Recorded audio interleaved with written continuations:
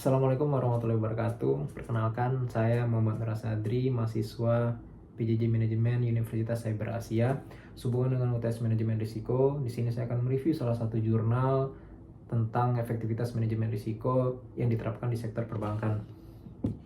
Berdasarkan penelitian ini, diketahui bahwasanya penerapan manajemen risiko yang proaktif dan didukung oleh teknologi yang modern secara signifikan dapat memengaruhi kinerja bank secara keseluruhan dan stabilitas keuangan. Namun tetap terdapat beberapa tantangan yang harus dihadapi, seperti keterbatasan sumber daya, resistensi perubahan, serta kompleksitas regulasi. Berdasarkan jurnal tersebut, setidaknya saya identifikasi terdapat 5 jenis risiko. Yang pertama adalah risiko kredit, yaitu kegagalan debitur dalam memenuhi kewajibannya yang merupakan salah satu risiko terbesar perbankan. Berdasarkan laporan OJK, rasio non-performing loan perbankan di Indonesia pada tahun 2023 berada di kisaran 2,44%, meningkat akibat perlambatan ekonomi pasca pandemi. Rasio non-performing loan ini adalah rasio yang digunakan untuk mengukur risiko kredit perbankan. Contoh kasusnya, kredit macet PT Bank Bukopin pada 2021 dengan NPL bruto mencapai 10,66%. Risiko yang kedua adalah risiko operasional yang berkaitan dengan human error, kegagalan teknologi informasi, dan kurangnya pengawasan internal.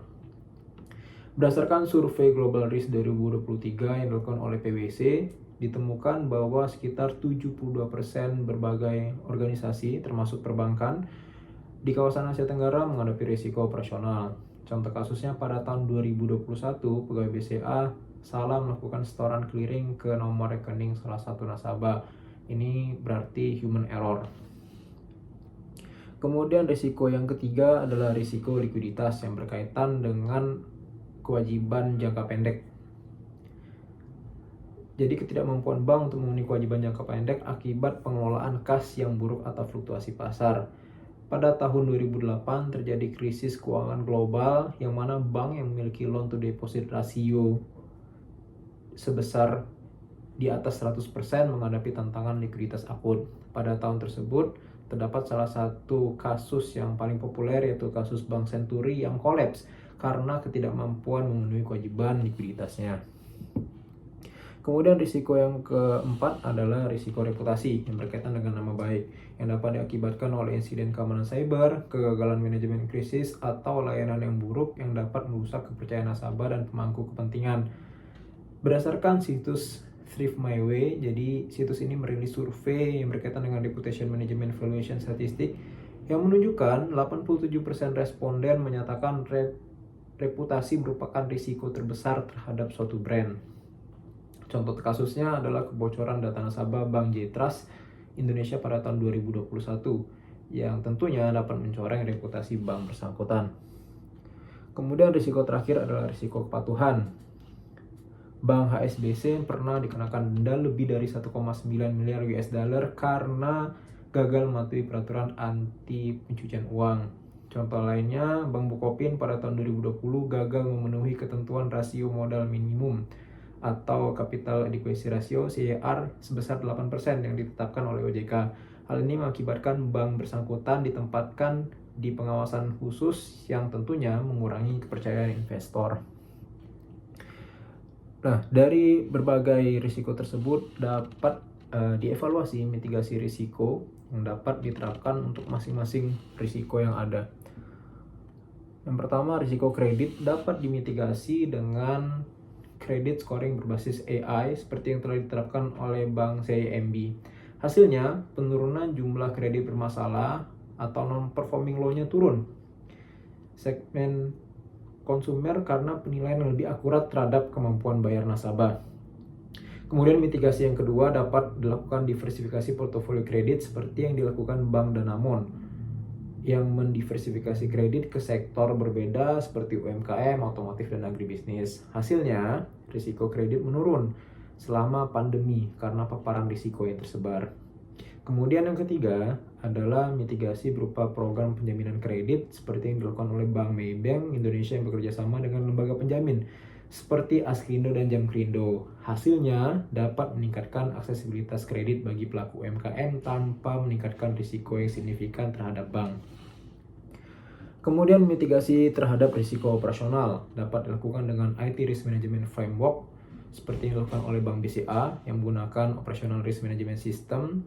Hasilnya, penurunan insiden risiko operasional karena pengawasan lebih terstruktur. Kemudian yang kedua dapat dilakukan Business Continuity Plan seperti yang telah dilakukan oleh CIMB Niaga yang menerapkan Disaster Recovery Plan. Hasilnya, bank tersebut dapat tetap beroperasi, dapat melayani nasabah selama pandemi COVID-19. Kemudian mitigasi yang terakhir dapat dilakukan berupa pelatihan dan pengawasan karyawan seperti yang dilakukan oleh Bank OCBC, NISP. Kemudian risiko likuiditas dapat dimitigasi dengan pemantauan likuiditas secara real time seperti yang dilakukan oleh Bank BCA yang menerapkan liquidity management dashboard. Hasilnya, bank mampu mempertahankan rasio likuiditas yang sehat.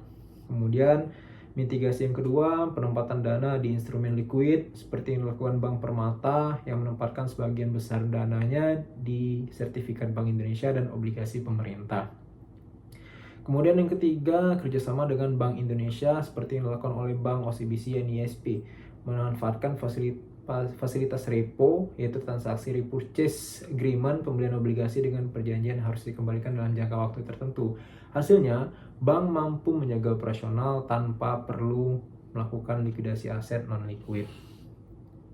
Kemudian mitigasi terhadap risiko reputasi dapat dilakukan dengan komunikasi krisis dan respon cepat, penguatan layanan pelanggan dan respon positif terhadap umpan balik, serta proaktif dalam menangani isu sosial dan lingkungan. Seperti yang dilakukan oleh Bank Danamon yang aktif terlibat dalam program tanggung jawab sosial perusahaan, corporate social responsibility yang tentunya dapat mendongkrak reputasi bank bersangkutan. Kemudian mitigasi terhadap risiko terakhir, yaitu risiko kepatuhan, dapat dilakukan penerapan teknologi kepatuhan seperti yang dilakukan oleh Bank DBS.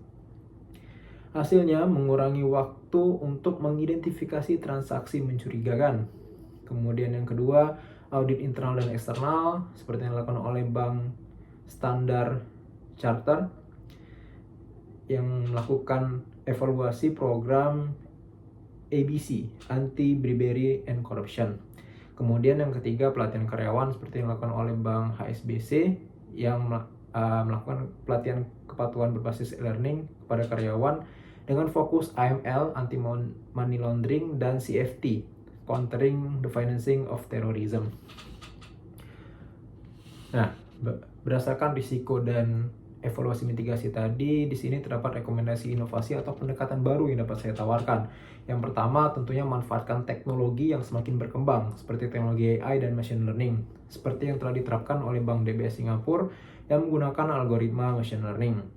Kemudian yang kedua, blockchain untuk transparansi dan keamanan.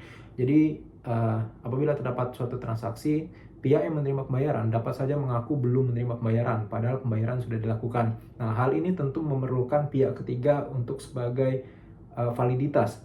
Nah, disinilah peran blockchain, yang mana dapat meningkatkan keamanan transaksi dengan menyediakan sistem pencatatan yang transparan dan tahan manipulasi. Kemudian, rekomendasi yang ketiga adalah Risk Management Automation yang menggunakan Risk Management Information System untuk mengintegrasikan data risiko dari berbagai divisi bank. Contohnya Bank HSBC yang telah mengotomasi sistem manajemen risiko untuk mempercepat pengambilan keputusan berbasis data. Kemudian yang terakhir, rekomendasi yang saya tawarkan adalah edukasi nasabah dan kolaborasi vintage. Peningkatan literasi keuangan, mendidik nasabah tentang pengelolaan risiko melalui aplikasi interaktif dan media digital, dan kolaborasi dengan vintage, bermitra dengan vintage untuk menyediakan solusi manajemen risiko yang lebih inovatif, seperti layanan kredit berbasis teknologi. Demikian review jurnal yang dapat saya sampaikan. Terima kasih atas perhatiannya. Saya mohon maaf atas segala kekurangan. Saya akhiri. Wassalamualaikum warahmatullahi wabarakatuh.